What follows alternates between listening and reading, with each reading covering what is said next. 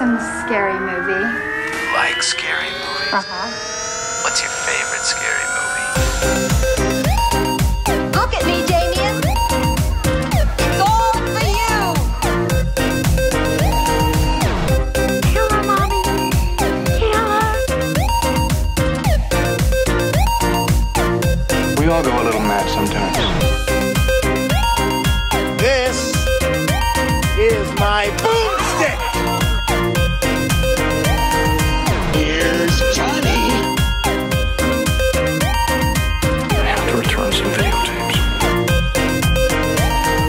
We'll tear your soul apart. Hello and welcome to a fly-covered episode of All Things Horror. I am your host Ben and I'm joined here with my co-host Matt. If you're new to the show, each week we choose a movie to break down and review. We give our honest opinions and rate it from 1 to 10. We have a brief spoiler-free chat about the movie before we head into the plot and discuss our favourite and least favourite parts of the film. This week we're going to be talking about the winner of the Haunted House poll pick, which was Amityville Horror from 1979. But before we do, let's take a quick look at the trailer. It's the kind of house they don't build anymore. A relic of a time when the world wasn't in such a hurry, when there was still time for a little charm and elegance. It has stood empty for a long while, and at the price, it is a bargain. For a growing young family, it is almost too good to be true. What do you think? I love it. James Brolin, Margot Kidder, Rod Steiger in the Amityville Horror.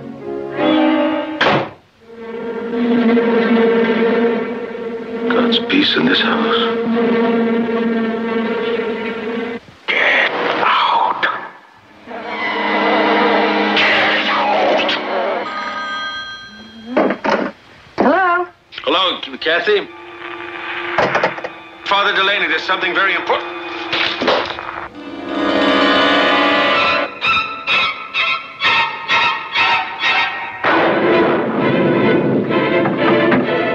Mommy, I want to go home.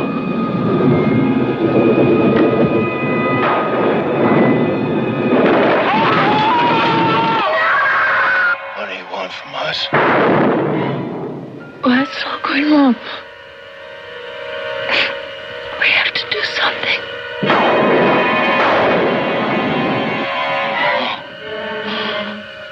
I'm coming apart! Oh, Mother of God, I'm coming apart!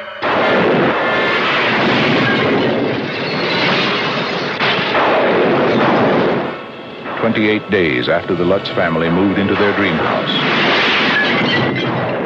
they were running for their lives.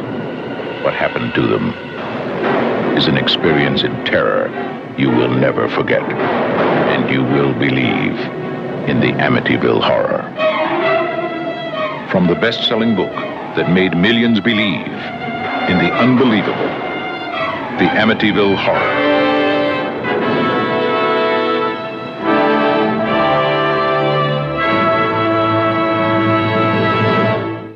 Right, a newlywed couple moves into a large house on the Long Island coast and discovers that it is haunted. Unfortunately for them, anyone who tries to intervene meets with danger. So this is directed by Stuart Rosenberg. Main cast is James Brolin, Margot Kidder and Rod Steiger. With a runtime of basically 2 hours, 1 hour, 58 minutes. And it's available, I believe, on Now TV and Amazon Prime. Yeah, man. So, yeah, this is one of the first horrors I think I ever watched as a kid. And it scared the living shit out of me. Even the score, like, not even just the movie, like the score, like the soundtrack and everything for it is creepy. But yeah, I think this was a first watch for you, wasn't it? It was, yeah. How did you receive it? Because obviously it's quite an old film, 79. So yeah, it's the same age as me. So I'm quite an old person. Oh, no offense. I mean, in terms of the cast, incredible. Like Rod Steiger, from my favourite film of On the Waterfront. Margot Kidder, amazing, like Lois Lane, and Black Christmas, she's Barb, which is I think Barb's one of the best horror characters ever. You've got, James Brolin, or Thanos' dad, who's, he's really good in this. He's kind of gets rid of his ego of being like a kind of leading man, and he's quite horrible. So that's really good. The director made one of my favorite films as well, Cool Hand Luke, the writer wrote Cool Hand Luke. The director, maybe he directed it. Yes, he did. He directed Cool Hand Luke and The Pope of Greenwich Village, which is always on my list of films to see that I haven't seen. So there's lots of exciting things about it. I was excited to see it. It for me had a bit of a feel of The Exorcist about it in places. Definitely, yeah. The music, some of the religious side of things, some of the things that happened as well. Certainly the children being involved, the toy. So yeah, it was some film I've always wanted to see. And in honor of always wanting to see it, I did some research, and I've got a list for you. Do you want to hear my list? A list for me? Okay, yeah. Yeah, I thought you might like this. This is the list of every film I could find that has the word Amityville in it. Ah, okay, yeah. Okay, so obviously the Amityville Horror, and the Amityville Horror remake. Okay, then Amityville: The Awakening, Amityville 2: The Possession, Amity 3D, Amityville: An Origin Story, Amityville Dollhouse, Amityville Karen, The Amityville Murders, Amityville Horror: The Evil Escapes, The Amityville Rising, Amityville: A New Generation, Amityville Bigfoot, Amityville It's About Time, The Amityville Curse, Amityville in Space, Amityville Haunting, The Amityville Vibrator, The Amityville Shark House, The Amityville Curse, The Amityville Playhouse, Amityville Exorcism, Amityville Emmanuel, The Amityville Terror, The Amityville Moon, Amityville Scarecrow, Amityville Thanksgiving, The Amityville Harvest, Amityville Island, Amityville Frankenstein, My Amityville Horror, Amityville The Resurgence, Amityville Turkey Day, Amityville Death Toilet, Amityville Apartment, Amityville Cult, Amityville Mount Misery Road, Amityville Vampire, Amityville Hex, Amityville Cop, Amityville Scarecrow 2, Amityville Ripper, Amityville Death House, The Amityville Asylum, Witches of Amityville Academy, Amityville Vanishing Point, Amityville Christmas Vacation, Amityville Aliens, Amityville Leprechaun, and Amityville Halloween. Yeah, so just a few then. We're going to do all of them? Oh, I don't know about that. That just kept going and going. So, yeah, some of those stand out for you or inspire you to make your own Amityville film? If you were to make one, what would you call it? Oh, I don't know. I'm surprised they haven't done like Amityville the final chapter or something, Amityville the end or something. Yeah, that's true. They've done In Space. The remake weren't actually that bad. It had Ryan Reynolds in it. Mm-hmm. Yeah, that was pretty good. George, I think. Yeah. And I think the most recent one is The Awakening, which came out a couple of years ago. Yeah, 2017. Yeah, I made a post about this on Facebook, and I think I shared a picture of the Amityville house, and literally hundreds of people commented on it, saying that it terrified them, especially when they were young, when they first watched it. And obviously, this being quite an older film, and everyone seems to watch it when they were younger, I just wondered if it held up today. And you being a new viewer to it, did you find the scary aspect of it still kind of standing out to you as quite shocking? Yeah, I think maybe there's bits of it that there was, like, say, dog peril, but like James Brolin turned things around for me because he didn't abandon the dog. Yeah. And nothing really bad happened to the dog. In fact, the dog's a bit of a hero in a way. So that made me like it. But that was when I was getting anxious right near the end. I was worried about the dog. But it's interesting. It stands up.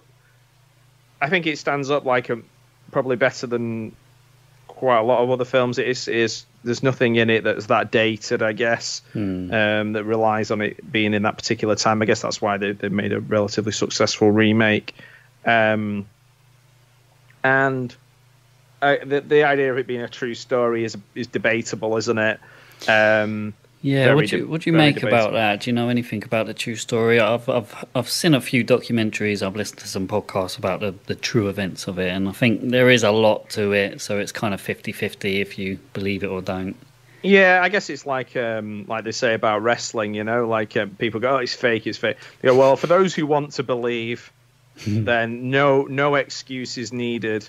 And for those who don't want to believe, no excuse or no reason will suffice. So, like, I think from the sounds of it that it isn't true, and a lot of the things they're saying is just, just kind of cashing in on something that maybe they thought they would add a bit of legitimacy to it. Maybe they were early kind of Blair Witch type thinkers. So yeah, a lot of people see it as a kind of the Lutzes being a bit of a money making people because they wrote a book about it and stuff like that. And I think what are those people? Ed and Lorraine Warren. They had their nose in it quite a lot, and people seem to see them as kind of hacks and money making people. But yeah, I don't know, like even the DeFeo side of it, like Ronnie DeFeo killing his family, that you could, because there's interviews online with him on YouTube, and he's talking about how he heard voices and this and that, which is freaky, but at the same time, if you know about him, he was on a lot of like LSD and heroin and stuff. So that's created, the chemicals in his brain to behave in a certain way. Exactly. Yeah. True. So yeah, make of it what you will, really. Yeah, I think maybe some people are saying it's like kind of a cynical way to make money off, off tragedy or. But yeah, it's interesting that there is like, you talk about it is scary and it's a scary film. There's no actual real time deaths. It's like zero body count because everything's in flashback. Yeah. So that's quite creative. I think that's I can't think of many films that don't have anything happen in them. Like he hits his wife and bad stuff happens, and obviously he's kind of taken by the house to a certain degree, isn't he? And like apparently it was really hard for James Brolin because after this film people didn't want to cast him because people hated him so much. Oh really? Yeah. Which is true. He is considering he's known for being like a kind of handsome Brad Pitt kind of guy at the time. Yeah. It was quite a departure for him. He could have just played movie of the week handsome lead characters forever. And he's just like, no, I'm going to be absolutely horrible to children and my wife and everybody around me and my friends. He does redeem himself a little bit by with the dog at the end, but but yeah, it's still quite a brave choice for him. Yeah, I mean, I've seen this movie God knows how many times, and seeing his name in the credits, I didn't put two and two together and realised that Josh Brolin is his son. Right. It's only from looking at this. He needed to be wearing the Infinity Gauntlet. Yeah. chopping the wood with the Infinity Gauntlet. Yeah. I love the tagline for this as well. For God's sake, get out. Yeah. How good is that? That could also be a good one for... it's a bit like Halloween 3. Yeah. Make it stop! Yeah, it pretty much sums up the film perfectly just in that one tagline. Yeah, I think one of the ones that you called out during that pretty big list was My Amityville Horror, and that was... I haven't watched it, but it's on Shudder, and that one's a documentary from... I forget which one it is, but one of the DeFeo sons? No, Lutz. Okay. Lutz sons? Yeah. Daniel Lutz. Is it Daniel Lutz? Okay. Yeah, where he kind of like talks about what it was like growing up in the house and his parents and stuff like that. So that might be interesting. I might check that one out. Yeah, that's probably a bit more interesting than, say, Amityville Death Toilet. No dissing. I'm not dissing Amityville Death Toilet, but yes, it doesn't sound too amazing. Amityville in space. They've been quite clever. I think Amityville Island is a good one because obviously Amity Island from Jaws. Yeah. And then it has a picture of a shark on the front cover. You're combining a couple of things. It's like, you know, I don't think there's been an Amityville of the Corn. Maybe there needs to be. That would be one that I'm copywriting. I'm going to go online and copyright all these names and then sue all the people who come up with. Yeah, Amityville Leprechaun again. Leprechaun. It is insane. Are they just making like any stories and just doing it in the house? Yeah, I guess it's just you just make a house that looks a bit like the house from that house and you sorted. Yeah. Amityville Christmas Vacation, the front cover of it is just the house with the kind of smiley face. Well, not smiley face, that with the eyes, and then it's got like a wreath for the nose. Oh my god. It's only 47 minutes long as well. Oh, Jesus. Yeah, the Amityville Academy one is like, is that going to be like Police Academy but Amityville? Actually, I wouldn't mind seeing Police Academy going into a haunted house. That would be a good one. Amityville Shark House as well would be an interesting one. I'm really shocked at the low rating for this on Rotten Tomatoes. Critics have done it as 31%. That is, really? Yeah, that's terrible. Because the actual fans love it, don't they? And yeah, I mean, the actual the rating on critics, IMDb is not too bad. Yeah, critics are 31. Audience is better. It's 52. But yeah, that's like 6.2 in IMDb. So like it's generally liked. Yeah, I don't get that as well because at the time of its release, it was I think it was voted the highest grossing independent film of all time. Right. A lot of horrors are, aren't they? A lot of horrors come out and they're like, it's only I think only because the other big ones are like parts of franchises. Therefore, they're going to be parts owned by big production companies. Whereas like horror films might become a big franchise, but initially they're not because they found their audience quite organically to start with. So there's a good initial idea, like Nightmare on Elm Street and this. And The Exorcist, no one's making those. Halloween, no one's making those going, we're going to have a franchise that goes on for 20, 30 years. Yeah. And it's just, it hits everybody exactly the sort of right film at the right time. All the right people come together. And off we go. Yeah, we're off to the races. Yeah. Yeah, you mentioned, what's his name? James Brolin being very attractive. But do you remember, I forget which episode it was, but we did our horror hotties where we both... Oh, yeah, we missed him out. Yeah, we both did our top 5 men and women in horror. And yeah, I think... he wouldn't... Would he be above Skeet Ulrich and Johnny Depp? And... Who knows? But I think, if I remember rightly, you had Margot Kidder in your list, didn't you? I might have done for for personality. Not that she's not attractive to look at, lady at the time, but like, yeah, she's got some like a bit of something about her, you know. I guess the old-fashioned phrase would be spunk. And the other guy that's in this who sometimes is Murray Hamilton, who's the mayor in Jaws. Oh yeah, I wonder where I recognised him from. He's Mr. Robinson. I don't know if you've ever seen The Graduate. So Graduate, obviously, is like a classic film. Here's to you, Mrs. Robinson, and it's all about Anne Bancroft having an affair with Dustin Hoffman's character. Nobody ever mentions Mr. Robinson. Well, that was also Murray Hamilton. He was the guy getting cheated on.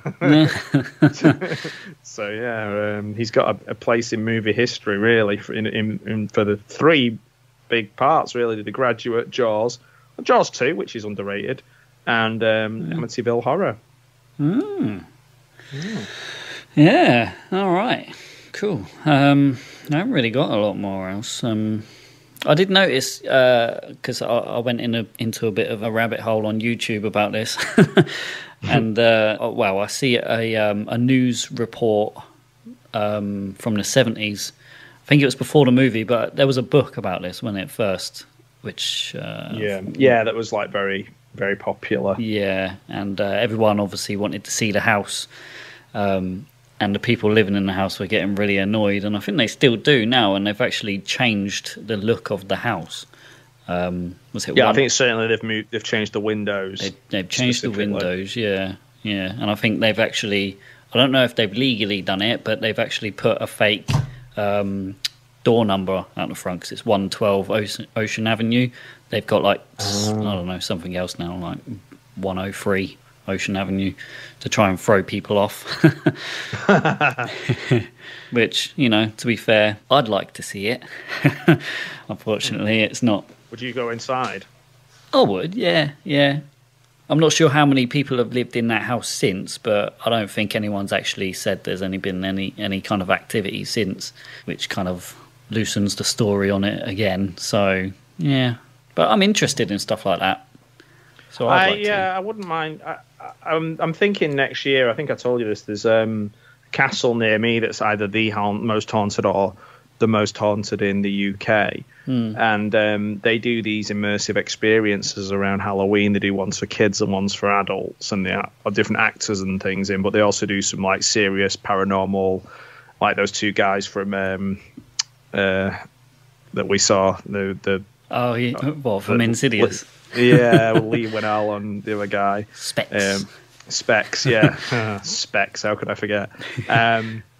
They do things like that, and I think I probably will do that this year. Yeah. I think I might, like I said to you off camera, off air, I'm going to maybe forego some of the conventions and go to some places and like try and experience some stuff this year. So I might go to the Muncaster Scarecaster experience, and then I might the next day drive up and have a look at some of the scenery of or some of the places where they filmed The Wicker Man. Oh, okay. Oh, yeah. That's cool. So, because I'm about an hour and a half away from there. So, yeah, my mate actually said to me a couple of weeks ago, Ashley, who featured on our Saw episode, he said the same thing. He wanted to do one of them and asked me if I wanted to go with him. So, oh yeah, you should do it, man. I might look into that and do a ghost hunt or whatever it is.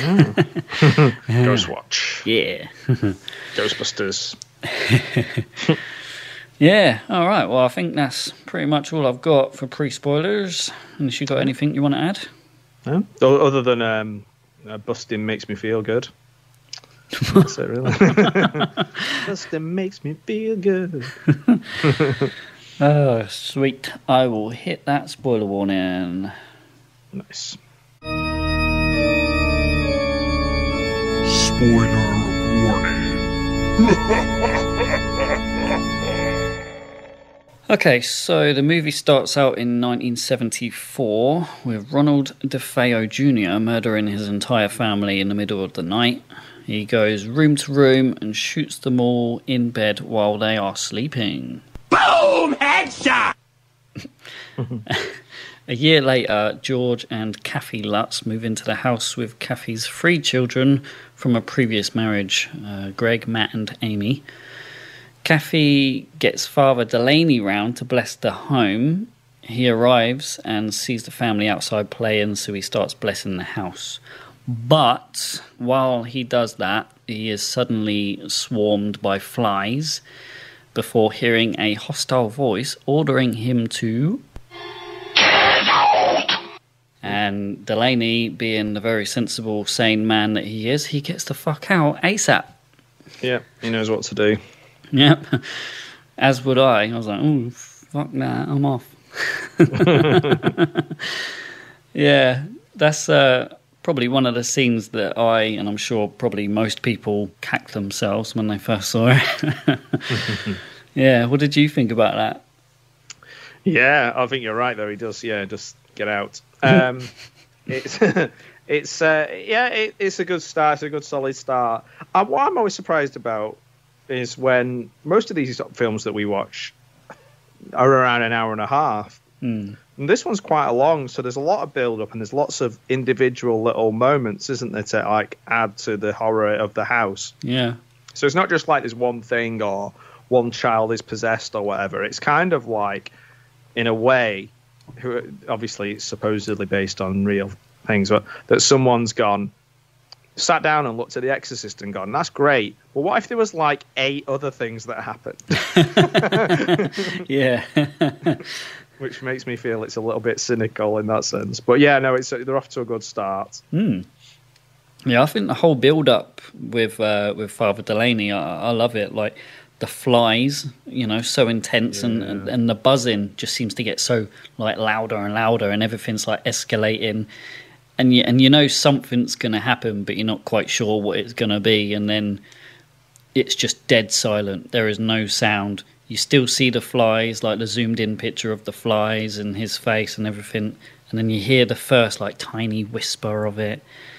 And the door opens further, and that's when it screams, Get out! Yeah. Yeah, he adds a real sort of power to what he's doing as well. Rod Steiger is one of the greatest actors of all time, and, he's been in some of the greatest films of all time. My favourite film of all time, On the Waterfront.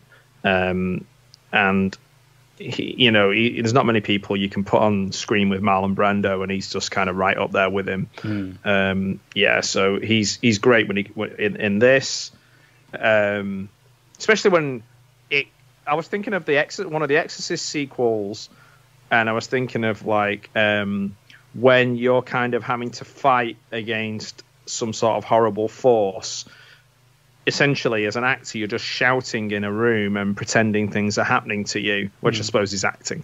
But like you're literally like pretending these things are throwing themselves at you, and you're wrestling with demons and stuff. It's hard for that to not come across as silly. Yeah. And Stellan Skarsgård just about pulls off not being silly. It's just some of the CGI lets him down in some of those Exorcist ones. In my book, he's not so bad. One of them, I can't remember which one, but one of them's not a lot better than the other one. The Paul Schrader one's much better than the other one. But Rod Steiger is good in this, in the sense of he's believable that he's fighting against these things, and that he's, he doesn't come across as silly. Yeah. Whereas he could do quite easily. Yeah, and you get some really kind of like intense acting from him as well. Like later on in the movie, when he's telling like the other priests, about it, and he's really shouting, trying to get his view to them. Yeah, for sure. He could easily. Again, that could be quite silly, but because it's him, he does it really well. The same with Margot Kidder, I think the only thing why she wasn't a massive fan of it is that, like, to a certain degree, she's quite passive a character, which isn't really her. Like, she's running around going, is everything okay? Are you all right? Is this okay? Are you okay? Are you all right? And even after he slaps her and stuff like that, whereas, like, I don't think Margot Kidder would take any of that bullshit off anyone, regardless. Yeah. All right, so the next day, Kathy's Aunt Helena, who is a nun, visits the house and becomes violently ill and leaves abruptly. Fuck this shit, I'm out. Wow. Good singing, man. George starts to become more angry and abusive towards Kathy and the kids. He discovers a new hobby of keeping the home very warm by chopping up unlimited supply of firewood. Yep. George keeps waking up at exactly 3:15 in the morning, which coincidentally is the same time that the Fayos were murdered. They get ready to leave for Kathy's brother's wedding, when the money for the caterer suddenly goes missing. Yeah. But, that man sure can chop some wood. Yeah, he does a lot of chopping. Yep, chop, chop, chop. But just his acting, I mean, it gets into it a bit more later, but he does such a fantastic job of playing a psycho. I know it's not his normal role, but, like, his eyes, he's just got dead eyes. Like, I believe it. Yeah. He's very believable. Nah. I mean, as with everyone's acting, I mean, I don't really have a problem with anyone. I think everyone, even the kids in this. Yeah, the kids, fantastic. The babysitter, and everybody. Yeah, they're all good. The mate, the friend who's kind of like, to be honest, more patient than he should be with somebody who's not doing their job when you're working with them. He's like, oh, thanks for punching me in the face. Now can we talk? Yeah. Not sure I'd be too happy about that. So more unexplained incidences occur when the babysitter is locked inside a bedroom closet and one of the boys gets his hand crushed in the window. Delaney makes several attempts to make contact, but experiences unusual accidents and occurrences, such as phone calls or just static noise. Another phone call actually burns his hand, and his car malfunctions on the way to the house. Amy has an imaginary friend called Jody, and one night Kathy sees 2 red dots outside Amy's bedroom windows that are eyes. I think it's said later to be pig eyes. That's what you see. Oh, right. Okay. Yeah, like a devil pig. I don't know what it is. But yeah, you see the eyes out the window. Again, another thing that made me cack myself when I was very young watching this. But yeah. What did you make of the eyes? I'm curious to see how you received this, today as a new viewer. Yeah, like all of the things I think were effective. There was nothing that like kind of made me laugh or feel less scared. It's the kind of similar feeling that I had when I watched The Exorcist. Like not, maybe I don't think it's as good as The Exorcist. Don't get me wrong, but I do think it has like a gravity and realness to it, and a quality of acting that's very good. So that adds to things feeling real. The special effects and the things that they put together to kind of sell the idea of the house don't feel like a kind of old-fashioned one where it's just like a skeleton dropping out of a window or like a creaky floorboard. It's like it's very well done considering it was made at the tail end of the 70s. So yeah, I've got no qualms. I don't think it was like hokey, and there's like it's still spooky. Well, spooky the right word? Still like kind of had the desired effect. Let's put it that way. Yeah. And I honestly, I think the score. I didn't make note of who did the score for this movie, but I think the score actually throughout the whole movie has just as much effect on everything that's happening as the actual like plot and how the acting is. Like when the kid gets his hand crushed in the window, like that is so loud, and the scene with Delaney like is so loud. Everything that's happening is so intense, but you take away that music, you've taken away the whole scariness, I think. Well, he did do The Exorcist. The score, not Tubular Bells. Oh, okay. Yeah, I'm not quite sure how to say his name, but Lalo Schifrin. He did the old Mission Impossible themes, and yeah, he did. He got nominated for the Oscar. I think he may have even won the Oscar for The Exorcist. So it kind of ties in that you get that same sort of powerful feel from the music, even without knowing that. You still get that. Yeah, so actually you're spot on in terms of the same feel that you get from The Exorcist. Yeah, okay, that makes a lot of sense. Yeah, there's something, I think it happens around this time, but there's something I don't quite get. I'm not sure if it makes sense, or maybe I've just missed something completely, but we see obviously George keeps waking up at 3:15 in the morning, and then he goes downstairs and starts laying some carpet, right? And then Kathy, she has a nightmare that George has gone around and killed the whole family, and wakes up at that time and sees him sleeping next to her. But then she goes down in the morning and he's still sat downstairs after laying the carpet. So I'm not entirely sure if that adds up. Right. I hadn't thought about that, to be honest. Yeah. Or maybe, I don't know, maybe I've missed something. Maybe we're just to assume that there's a bit of movement here or there over throughout the night, and it's a bit, I don't know, she's like kind of almost in a trance. There's a bit where she sits up in the bed, and that is a bit funny, isn't it? Where she shouts out like, "They killed him! Rid of it!" Like that's a bit funny.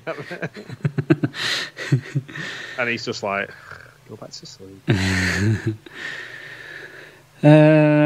Yeah. So down in the basement, Carolyn is drawn to a brick wall that the dog has been scratching at. She starts smashing it down, and then George kind of takes over and discovers a small room with red walls.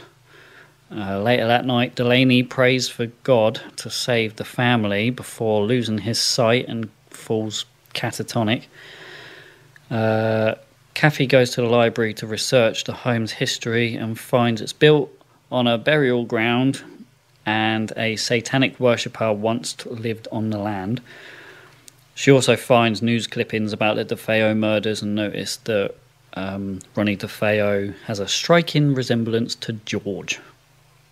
Oh yeah, yeah. A few people tell him that he's not very happy to hear that. Yeah, I think I said in our Pet Sematary episode that there's a lot of films that are built on burial grounds, and this is another one. Yeah. I guess the property. The thing is, in America, it's massive. Surely you can choose somewhere that isn't. Fair enough. If we're on a small island over here, we can, we might sometimes not have much of a choice where we're building houses, but yeah, you'd think they could avoid that. Just to go back to the music a little bit as well. There is I remember reading this earlier on when I was doing my research. There's a rumor that this is the music is a rejected Exorcist score that he did, and that's not true, because they found the one that was rejected Exorcist score that he did, and it did two completely different sets of music. Oh, so a lot of people say, it's just like a Exorcist knockoff. It's not at all. Oh, okay. He did this specifically for this film. It makes so. If it works because he was thinking about this film when he was making it. That's interesting. Fact busted. There's a scene, I think it might have been earlier, when George is at the bar with his mate, and the barman gets really spooked by how much he looks like Ronnie DeFeo. Yes. And he even says, he was sat right in there in that stall when the police came and arrested him. I think that is pretty accurate from what I've heard and seen about it, because I think in the real story, after Ronnie killed all of his family, he then went to work as normal, just acted normal, and then from work he just went to the bar with his friends. And that's and then after that, that's when he got arrested. So the guy did a really unconvincing job of spilling that beer. It's really crap. And what's his name? George. He really didn't seem to care whatsoever. No. He didn't care about anything. When he's kind of in this strange mode that he's in. Yeah. He's like, he doesn't give a shit really, does he? Because he's like, what is it? He tells him about work or whatever, and he just fucking punches him in the face. And he's just like, literally anyone says anything to him, he doesn't like. He's like, I'm going, I'm leaving. Just walks off. Whether it's weddings, people who he owes money to, his business partner, anybody just looks at him in the wrong way, and he's just like, I don't need this shit. Yeah. He's going. Yeah, he's quite objectionable as a person, isn't he? People are nice to him and allow it because he's probably been nice his whole life until this. Yeah. So that's maybe how we do this. I think it's interesting as well that it's a kind of family there where he's the stepdad as well. Yeah. That adds something to it, doesn't it, I think? And he does, he doesn't smile much anyway, but he did have that kind of nicey kind of warm feeling in the beginning, somewhat happy family man. Even if he don't smile, he still gives off that nice vibe. But yeah, I get it. The more further in we get to this movie, he's just going down and down and down. Yeah, it's just interesting, isn't it? Because there's that kind of idea, the evil stepfather or the evil stepmother usually, isn't it? But that's not always the case. And I guess it just adds another little wrinkle to it, because it could have quite easily been exactly the same film, but they're his kids, you know. Because, like George Bailey in, you know, It's a Wonderful Life. There's a bit of that. It reminds me a bit of this. This is like It's a Terrible Life. It's like everything. Well, I suppose It's a Wonderful Life, as I always remember. But like, even I wonder if there is some subtle nods to It's a Wonderful Life, because right near the beginning, when they're looking around the house, he pulls the doorknob off. Not the doorknob. The stair knob. Oh yeah. It comes off just like in It's a Wonderful Life, and like when he's shouting at the kids, and it's like It's a Wonderful Life, where they're like, "Oh, Daddy," and he's like, "Stop playing that music," and yeah, because I go out the minute. It's a Wonderful Life. It's like, I won't do my terrible Jimmy Stewart. I have done my terrible Jimmy Stewart impression, but like, there's some similarities in here, I think, to It's a Wonderful Life. Right, so we're basically at the end now. So on the final night, all the events start ramping up during a rainstorm, and blood oozes from the walls and down the staircase. A large red-eyed pig is seen through a window, and is seemingly possessed. And a seemingly possessed George attempts to kill the children with an axe, but after Kathy intervenes, he snaps out of it. He falls through the basement stairs and into a pit of black sludge while rescuing the dog. That's cool. Yeah, that's the best bit of the film. Yeah. And then George and the rest of the family drive away, abandoning their home and all their belongings.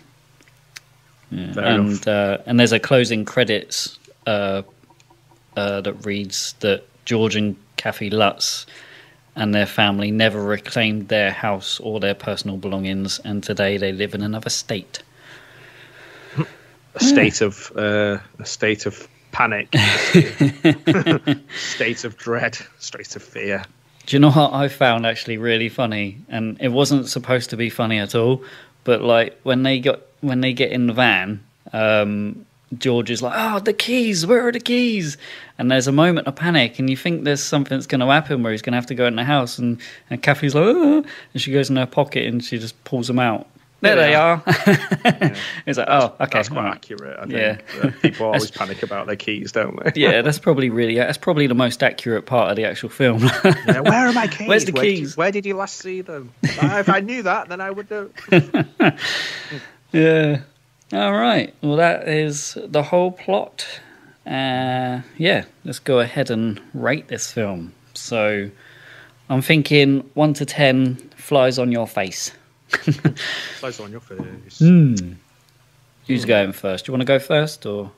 Sure. I think we didn't talk enough about Harry. Harry is the true hero of the film. Harry's the dog, right? Yeah. Of course. He should have had him as the main name above the title. Harry the dog in Amityville Horror. Brolin, Kidder, they get me back by. Oh, I suppose Brolin, when he goes back to get the dog, yes, that's changed it gave them an extra 0.5 for me. So, or even maybe an extra 1 point. Saving Harry is amazing. I think, like we say, it made a massive amount of money. I think it was 65 million or something ridiculous. I like the fact there's no actual deaths in the film, but it's still really scary. I think that's quite creative. The acting, you can't fault it. Stories, interesting. I don't know if they could shave a little bit of time off it. I feel like there's moments when I did dip out a little bit because there's bits you mentioned and I thought, shit, I can't remember that. But maybe I just spaced out for a moment. It's interesting the way it starts with almost the whole conclusion of the real terrible things that happened, if that makes sense. So I'm going to give it 7 flies out of 10.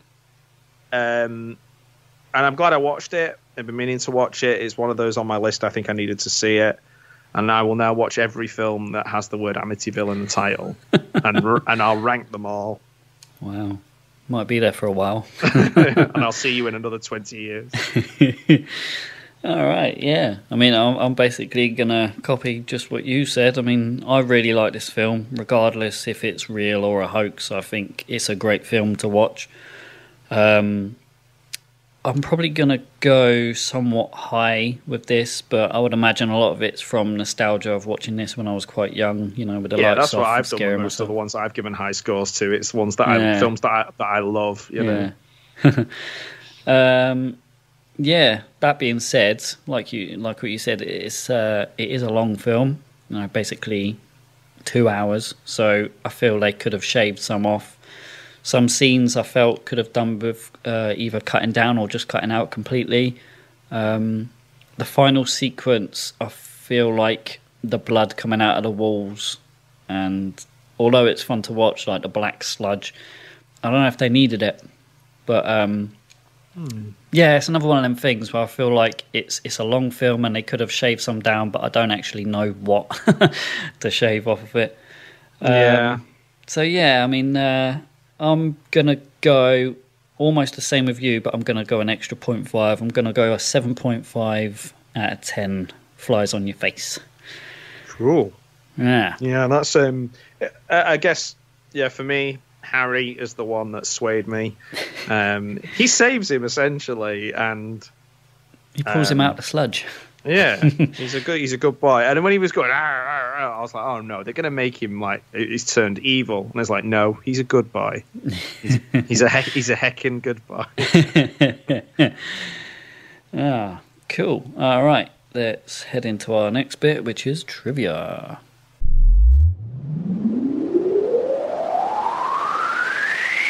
Trivia. Oh, yeah. All right. I got the James Brolin's brother was used for the image of the bearded man seen appearing from the Red Room in the cellar. The studio wanted someone who bore a close resemblance to Brolin and discovered he had a brother who shared a strong resemblance to him. So Brolin's brother was fitted with a fake beard for the part. But he already had a beard, so they put a beard on top of his beard. They shaved him and then put a fake beard on. Yeah. Fake. It's like I think Vincent Price, or I think it's Vincent Price in he plays a character who wears lots of disguises in Theatre of Blood, and I'm pretty sure they make him wear a fake moustache over his moustache. Honey was rubbed on Rod Steiger's face to draw the flies to him. Nice. Which is pretty gross, but, you know, Sticky face. Got to do what you got to do. Yeah. While washing the dishes, Margot Kidder's character is heard humming the love theme from Superman in 1978. Nice. Quite a few people were up for the role of George Lutz, including Harrison Ford, Burt Reynolds, James Caan, and Christopher Reeves. Funnily enough, yeah, Christopher Reeve could have been reunited with Margot Kidder. There's such a great chemistry. I think any of those would have worked. But James Brolin, you wouldn't swap him. He brings something to it. I think maybe because he's not, to us these days, as household name, it feels a bit more real than if it was, say, like Harrison Ford. You'd be like, oh, look, there's Han Solo, or there's Indiana Jones doing it. You know? So, yeah, I think actually it worked out for the best. Good choice. So. Yeah, I think so, definitely. And last one, this is quite interesting. So, James Brolin, he was hesitant when he was first offered the role of George Lutz. He was told there was no script for it, and he must obtain a copy of Jay Anson's novel and read it as soon as possible. Brolin started the book at 7 p.m. and he was still reading it at 2 in the morning. He'd hung a pair of trousers up earlier, and at a really tense part in the book, the trousers fell down and ultimately made him jump out of his chair. And that's when Brolin said that there's something to this story, and that's when he agreed to do the movie. So that's pretty interesting. Yeah, like I guess he must have really got into the book. All right, that's it for trivia. So let's jump into this week's game.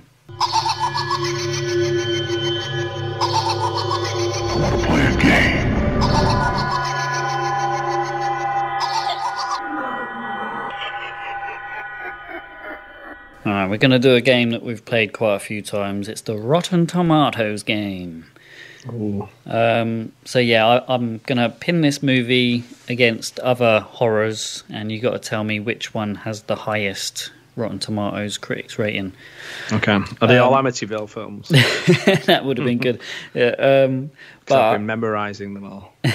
But normally when we do this, it's quite a high-rated movie. Like we've done it for I think we did it on Exorcist and stuff like that, Friday the 13th. But obviously this one had a crappy 31%. So, yeah, this should make it a little bit harder, maybe. Or easier. All right, so critics rating of 31. So our first film is The Grudge. Do you reckon that's got a higher or lower rating? The Grudge. Higher. Yeah. Right, I retire now. Yeah, that one had 41%, so 10% higher. Next one, Maximum Overdrive. Lower. That's got a terrible one. That's only 15%.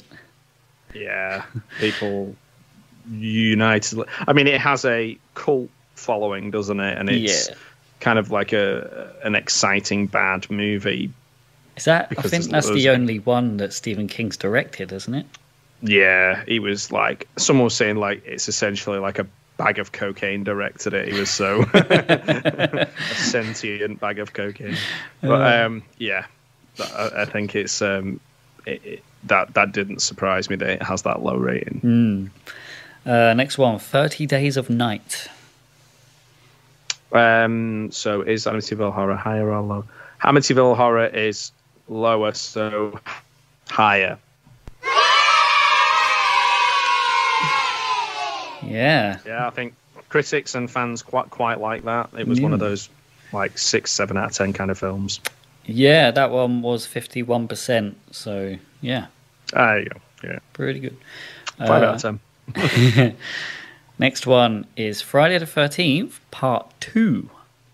Oh, well, I know that wasn't particularly liked, so I'm going to say it was lower than this. Oh, I was going to go higher, but no. Well, that being clever. Yeah, too clever for my own good. With this one at 31%, it was literally 1% higher at 32%. So it was right there. Oh man, see, I was almost there. Yeah. Next one is 13 Ghosts. The 1990s one or the 2001 or whatever it is. I thought there was only one. I think it's 2000s. Yeah. Is there another one? Well, there was. I think there was an original one. I'm not sure if it's a William Castle one, like very old, but like black and white one that it's based upon. Oh no, I was going 1960. The 2000s one. It was William Castle. What a guess. So I'm the modern 13 Ghosts with Shannon Elizabeth, that kind of thing. Mm-hmm. I'm going to say this is higher, so lower. Yeah, that one's really. That one's got 19%. A lot of people like that film. I am not one of those people. I can't remember it. I can't even remember if I've seen it because it was around the time of, there's the one with Owen Wilson as well, isn't there? Haunted Mansion or whatever. Not Haunted Mansion. The Haunting or the one with Liam Neeson and is that called The Haunting? Is the first? I remember it just being the first film that I saw with Owen Wilson in it. 1999, Catherine Zeta-Jones. So there's loads of those around at the time, and they were all like bad CG, sexy young folks in a spooky place. So yeah. All right, last one. Event Horizon, higher or lower than 31%? Well, it's only now Event Horizon is getting its flowers for the amazing film that it is. I think it's like, excuse me, I have to edit out my fart then. So yeah, So it's only now that Event Horizon is. I'll leave it in. I'm leaving it in. I'm definitely Steiger, leaving it in. It's only now that Event Horizon is getting its flowers for how good it is, and I don't think people saw that at the time, so I'm going to say it was lower than Amityville Horror. Oh, okay. It is only just higher, good. 34%. I think if you ask people to if it came out now, it would get more of a critical, like a better critical response. I think. It should do. I think it's a brilliant film. I thought it was okay, but I think because I've only recently watched it. I didn't watch it when it came out. It was only like in the last, I don't know, 3 or 4 years. But that's because people were hyping it up so much for me. So I went in there with really like high expectations, and I shouldn't have done that. Yeah, it's better to watch it. It's better to watch it thinking you're going to see Leprechaun in space or something like that, and then it's like you watch Event Horizon and your mind's blown. If you go in where you're expecting your mind to be blown, you're only going to be disappointed. Exactly. Yeah. All right. Well, that is it. Just to wrap up, our next episode, which I forgot about, and I literally picked one from the list like seconds before recording. So, Wrong Turn from 2003. It was a kind of... Is that the one with Eliza Dushku in? Yes. Yeah. Oh, cool. I used to have a crush on her. Revisit those feelings 20 years later. See if I still... Oh, actually, it would be a bit creepy if I still liked her. It's like, she's never aged. Yeah, we got a shout Legends. out on YouTube to Monkismo. I hope I'm pronouncing that right.